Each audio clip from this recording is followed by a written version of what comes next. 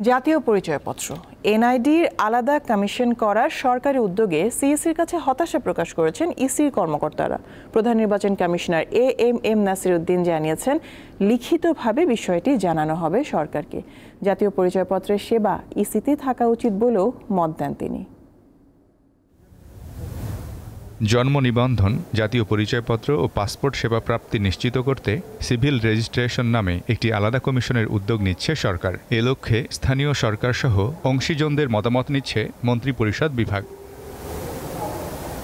NID সেবা স্বরাষ্ট্র মন্ত্রণালয়ের অধীনে নিতে বিগত সরকারও আইন করেছিল, যদিও অন্তর্বর্তী সরকার ওই আইনটি বাতিল করে ইসির কাছে ফিরিয়ে দেয় এই সেবা। এখন আলাদা কমিশন হলে এনআইডি সেবা আবার সেই কমিশনের অধীনে চলে যাবে। চূড়ান্ত সিদ্ধান্ত না হলেও এনআইডি নিয়ে আলাদা কমিশনের ব্যাপারে মঙ্গলবার নির্বাচন ভবনে সিইসির সঙ্গে দেখা করে ক্ষোভ জানিয়েছেন নির্বাচন কমিশনের কর্মকর্তারা। আমরা মনে করছি এটা একটা উদ্দেশ্য প্রণোদিতভাবে কোনো একটা বেনিফিশিয়ারি গ্রুপ হয়তো এটা পার্সু করছেন।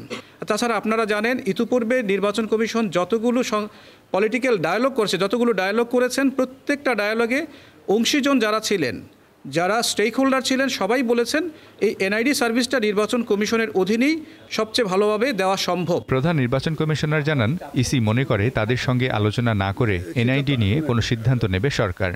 যদি ওরা আলাদা কোনো কর্তৃপক্ষ হয়ে যদি এনআইডি আমাদের অধীনে থাকে, তার তো কোনো অসুবিধা তো নাই। নির্বাচন কমিশনের সাথে আলোচনা না করে কোনো এই ধরনের একটা মেজর সিদ্ধান্ত নেবে না বলে আমার বিশ্বাস।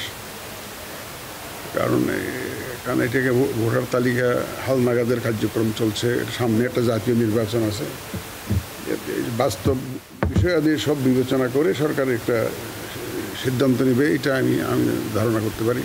আমাদের মতামত আমরা লিখিতভাবেও জানাবো সরকারকে আমাদের এই বিষয়ে। ভোটার রেজিস্ট্রেশন বাই প্রোডাক্ট, তো এটা থাকা তো উচিত, এবং আমরা এই বক্তব্য তো দিয়ে যাচ্ছি।